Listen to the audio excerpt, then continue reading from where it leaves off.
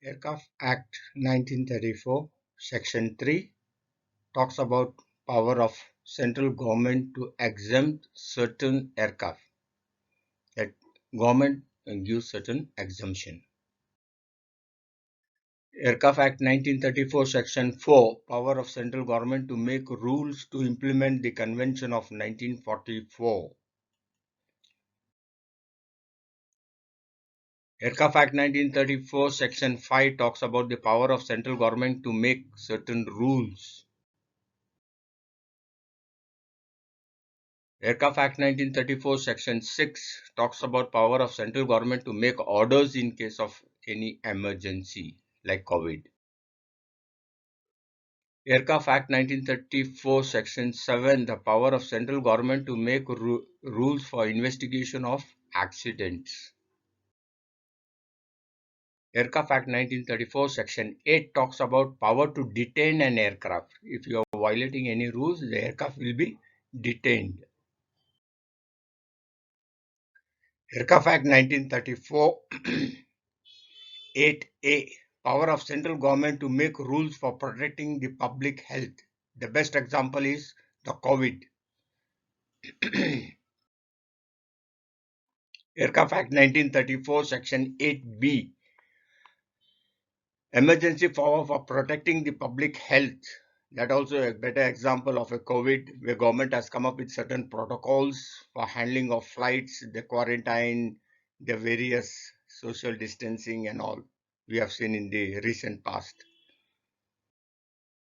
Aircraft Act 1934, Section 8C, the power of central government to make rules for securing safe custody and redelivery of unclaimed properties. Aircraft Act 1934, Section 9 talks about the wreckage and salvage. Suppose if an aircraft meets with an accident, the wreckage, the responsibilities, the how to salvage the aircraft, recover the aircraft so that it assists in carrying out to find out what went wrong. Aircraft Act 1934, Section 9A, the power of central governments to prohibit or regulate construction of building, planting of trees, etc. That is in the surrounding of the airports, the limitations put by the government that no high-rise building should be there within the perimeter or in the sector of the airport on the approach and the landing areas for the safety of airlines. Aircraft Act 1934, Section 9B talks about the payment of compensation. The compensation paid because of any losses happened because of the crash or any damage to property, the crew, the ground, or the other areas. It talks about the rule. Aircraft Act 1934, Section 9C, appeal for award in respects of compensation. How to claim the compensations. Aircraft Act 1934, Section 9D, arbitrator to have certain powers to civil courts. That is, you can go on to the court of law and claim if you are not happy with the rules. 1934, Section 10, penalty to act in convention to rule made under this act. 1934, Section 11, penalty for flying so as to cause danger.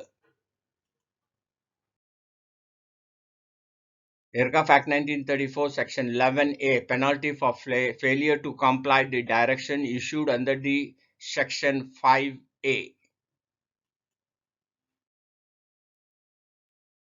Aircraft Act 1934, Section 11B, penalty for failure to comply with directions issued under Section 9A. Aircraft Act 1934, Section 12, penalty for amendment of offence and attempt offence. 1934, Section 13 talks about power of court to order forfeiture. Aircraft Act 1934, Section 14, rules to be made after publication. So you can publish and you can promulgate certain rules and regulations for the airports or the airline industry.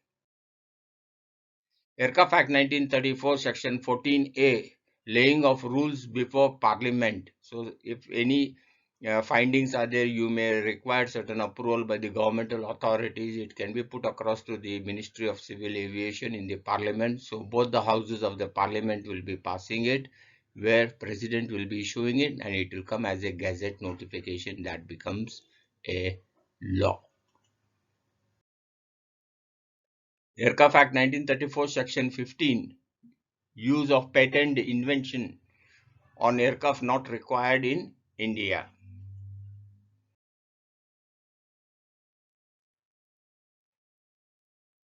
Section 17 talks about bar of certain suits. Section 18, saving for act done in good faith under the Act. 19 talks about saving of application of Act.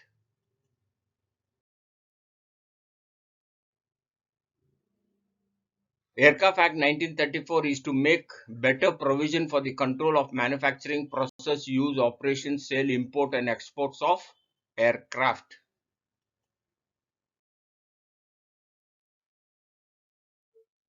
Aerodrome reference point in relation to any aerodrome means a designated point established in horizontal plane at or near the geometric center of the part of the aerodrome reserved for the departure or landing of aircraft.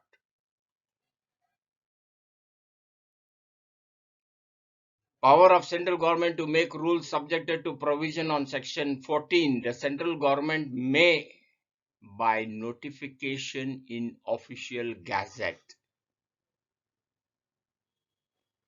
make rules regulating the manufacture, possession, use, operation, sale, import or export of any aircraft or class of aircraft. 6.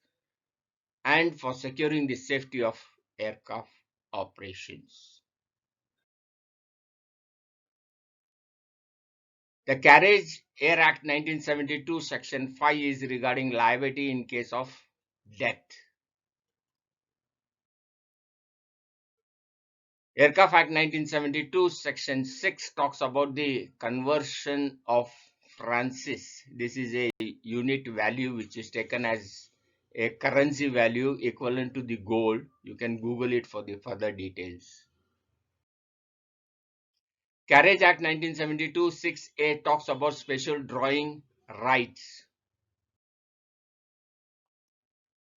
Carriage by Air Act 1972 Section 7 provision regarding suit against high contracting parties who undertake carriage by air.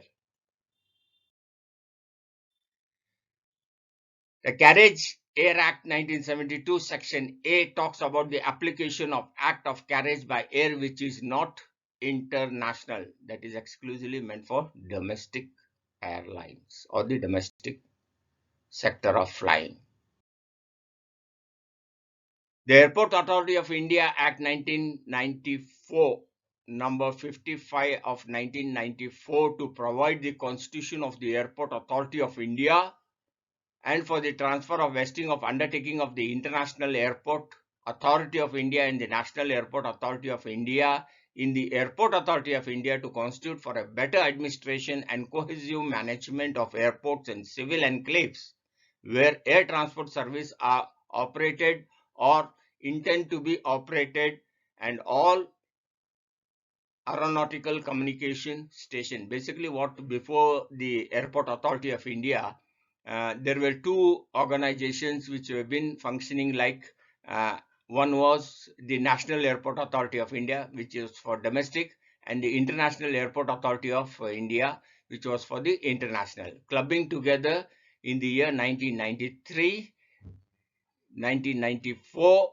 came into existence by the Parliament, the Ministry of Civil Aviation, in which Airport Authority of India was being formed, including DGCA and the various organizations. We had an independent ministry, passed in 1993, but came into existence in 1994 by the Government of India by a Gazette notification. The function of Airport Authority of India is to Duty to authorize to provide air traffic services, air transportation services, civil enclaves of all airports, plan, develop, construct, maintain runway, taxis, aprons, terminals, ancillary buildings, airports, and civil enclaves. Provide air safety services and search and rescue facilities to coordination with other agencies. That's the role of the Airport Authority of India.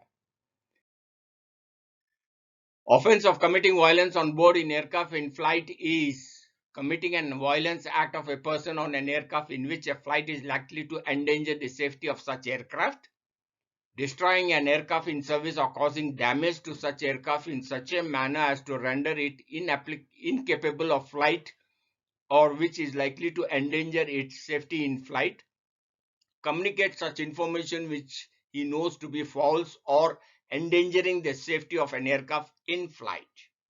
All these answers is a part of your what is meant by committing violence on board. No operator shall engage in carrier of dangerous goods unless it has been certified by the aeronautical authority of the state of the operator or by the Carriage of the Dangerous Goods Act. You have to clear it. Operator shall ensure the consignor or the consignee, as the case may be, written on the consignee of the central government to carry out such goods under Section 16 of the Atomic Energy Act 1962, 33 of 1962. Basically, it talks about the carriage of nuclear products. Operator means a person, organization, or enterprises engaged in offering to engage into aircraft operation. Basically, operator means airlines. Offense at airport means whomever at airport unlawfully or intentionally using any device or substance or a weapon comes under the category as offense.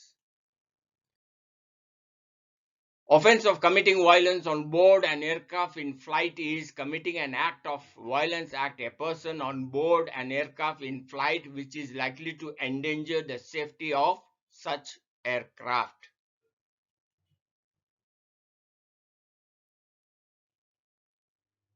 Battery is a dangerous goods in accordance with the rule carriage of the Dangerous Goods Rule 2003. There are certain categories, not only batteries, there are many. So by taking the 4 options, the right answer here would be battery. UN number means a 4-digit number assigned by the United Nations Committee of Experts of the Transportation of Dangerous Goods to identify a substance of a particular group of substance. Basically, it's a 4-digit number. Where you have it in an IATA manual, the UN numbers have been specified. A unit load device is basically a package, combination of various, you might have seen in the videos also. It's basically a sheet where all the total weights have been added and it is been binded together. Means a type of freight container, aircraft container or an aircraft pallet with a net, but exclusively an over package designed for loading on an aircraft. You cannot keep loose items like boxes. It has to be made as one unit load device, ULD. Convention means the convention of the unification of certain rules relating to international carriage by air signed at the Warsaw on the 12th day of October 1929. Conventions are basically international conferences where the meetings where they are binded to make law and to find out certain solutions. The luggage ticket shall contain the number, the weight of package, amount, value declared according to the rule of 22/2 or a statement that the carriage is subjected to rules related to liability to containing in the schedule. All these are the right which are the contents of a luggage ticket. Any person or agency jointly with the authority or any state government or both where the share of such a person agency in case may be asset of a private airport is more than 50%. You have seen today's model of airport, the PPP model. AAI stands for the Airport Authority of India. Airport Authority of India head office is at